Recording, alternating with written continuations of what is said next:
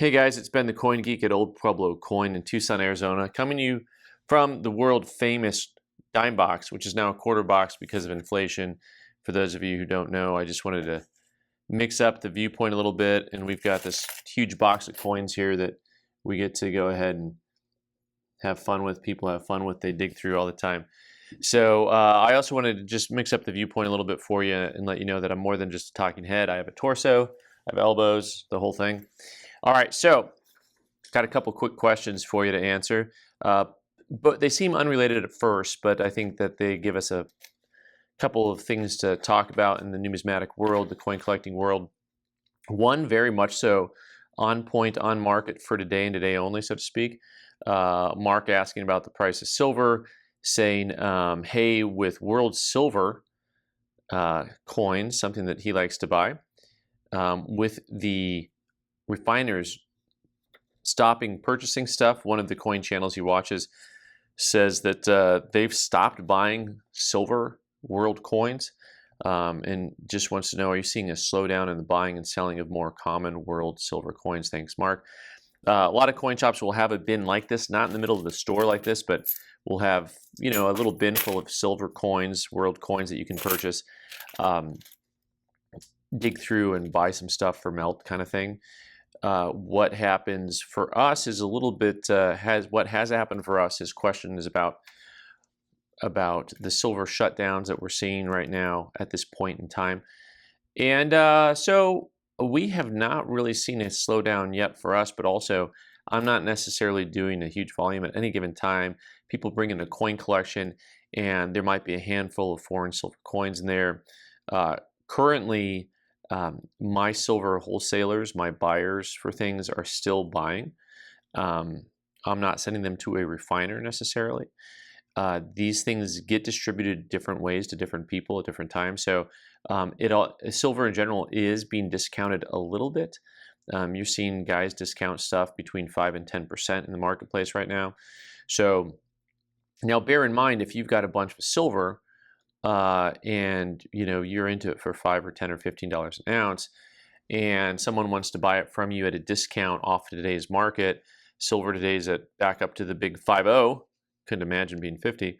So with it coming back, if someone's buying back at $40 an ounce, you're still probably doubling up on your overall purchase if you've had stuff for a very, very long time. I have recommended that people sell things that they've had for a long time that have suddenly jumped up in value and trade them into something else. Recently, I had someone come in and trade away some gold coins that he had for a long time, and went ahead and bought a 1916 quarter. You know, and it's a pretty impressive maneuver because he's had these things for a while, and he was like, you know what? I can, you know, I think he was into the gold at 12 or 1500, and so a nice 1916 quarter for 2 ounces of gold. It was a trade that he was happy to do, right? So same thing can be said for some of your silver if you can still trade it at your local shops. We'll see. We'll see what happens down the road here as far as like the availability in the marketplace. Next question from the silver, from the quarter box. Let's see, Daryl's asking, hey Ben, I've been discussing with a few of my friends who collect gold and silver coins, and their opinion is that collecting banknotes is not a worthwhile endeavor. What's your perspective on this matter?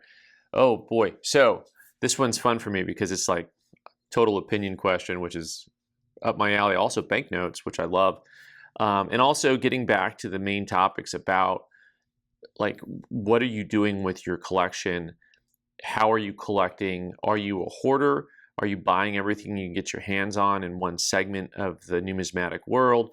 You know, just how do you do things and how do you perceive things? Obviously, if you don't like banknotes, don't buy banknotes, right?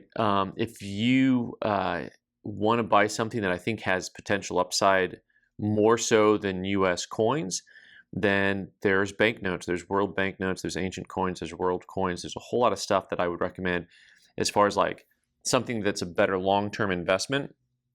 But once again, the reason I don't use the term investment with coins in general is just because it's been abused and misused, and I just have like this little twitch about me when we start talking about that. But the reality is that banknotes, I think, still offers a really good long-term investment versus a lot of coin options. Now, he says they collect gold and silver coins, so I'm assuming they're not talking about gold and silver stackers. The answer to all of this is just that you just want to be like crazy like me and buy everything, right? So what I mean is crazy diversified, right? So um, an investment strategy that's like only one thing, there's the old adage of, um, all of your eggs in one basket, and you don't want to do that. Same thing if you're really looking at your purchases from some type of a investment strategy platform, diversification always a must. So have some bullion, have some gold, have some silver, have some platinum. Buy yourself some world coins, some ancient coins. And this is where it gets difficult for people because they just want to focus on one thing. And as a collector, that's right. Usually as a collector, the things you focus on are the things that you make the wise decisions about because you have the knowledge base. So if you want to buy into a marketplace, it's not too difficult to figure out what's popular. And at the end of the day, the things that are popular are the things that usually have a good long-term potential, right? So there's all the niches within the coin community that we can get into, but the reality is, hey, you just buy the rare dates, the key dates, right? So you just buy yourself an '09 SVDB, a three-legged buffalo. There's all the things that are obvious. If you're going to buy Morgan dollars, maybe a 93S, some Carson Cities. And actually, it's not too hard to do the same thing with US banknotes. World banknotes, world coins in general is more difficult. But for ancient coins and for US banknotes, it's not too hard to go ahead and purchase things that are mainstream popular notes. So there's probably a dozen banknotes that you see all the time when it comes to large size US banknotes. Those are the things that I would go beyond, right? So like you don't want to just buy the 1923 or the Black Eagles or the wood chopper. Nothing wrong with the wood chopper; it's a nice note. But you end up going for the $5 educational and the battleship. And the great thing about banknotes is they all have cool nicknames, right? So it's like Glee Club. Anyways, ignore that comment. So, but basically, you buy all of the more popular banknotes at whatever the current market is, and then you hold. But of course, like with coins, you're going to buy notes that you want to buy notes that don't have too many other words added to the label. So you don't want tears and rips and replacements and parts and stains and that type of thing. You want to try to find something that's a nice straight grade, as we'd use the term for coins. You can use the same term for banknotes.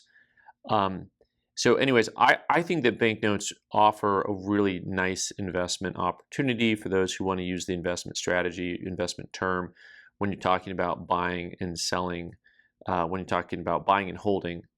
All this stuff is buy and hold, by the way, in the great buy and buy. But also, to me, none of this supplements. No, supplements is the term. This supplements, this does not replace actual investing. The actual stats on investments and people who end up with money over time, it's really ridiculously simplistic. Anything Dave Ramsey talks about is worth listening to in that. I know some of you hate the guy, but like, what works. The statistics are there, right? So the point about that is, people who put money into investments have investments at the end of their life. That's like the short Cliff Notes version. And same thing with people who are able to buy a house and get it paid off by the time they retire. There's like some simple things that are on that list. And so if you want that for your coins and currency and gold and silver, you get out of it what you put into it. And the amount of time and energy that you focus on maybe the big fish instead of just 1,000 little things, probably a better for you in the long run. Of course, I will say that the bottom of the marketplace has inflationary potential. That's what we've seen with people who had a lot of 90% sitting around for years. They were buying junk dimes because nobody wanted them. And, 20, 30 years later, right, how have they done? So wrapping that back into the silver comment earlier from Mark, I don't know. Silver at 50, I mean, and maybe in 30 years, you'll be like, oh, I wish silver was $50 an ounce still, right? Like, I don't know what it's going to do. So, but it's an interesting time to be around with things happening rapidly and making big changes. I wanted these two conversations and emails together because as much as you see one market shoot up like silver or gold, you have other markets that are stable relative to that. And so the concept here still is, well, you can wait and see what silver and gold are going to do if you want to. You can always buy into other markets that are at whatever collector level they're at currently without having to like risk. It's not as risky, in my opinion, to go into some of these other markets like banknotes. So everyone out there, feel free to diversify. If you're concerned about getting into a new marketplace, you want to learn more, we have tons of videos about banknotes and ancients and stuff. I have not done investment videos because I don't really necessarily like the term when it comes to this type of stuff. But at the same time, like, you can learn from looking at the ancients videos, the banknote videos, and just kind of understanding like the aesthetic, the beauty, the history, and the rarity that is there. So anyways, thank you guys for your questions. Thanks for joining me with questions from the quarter box, a new segment sponsored by Old Pueblo Coin. And with that atrocity, we will leave you. Thanks.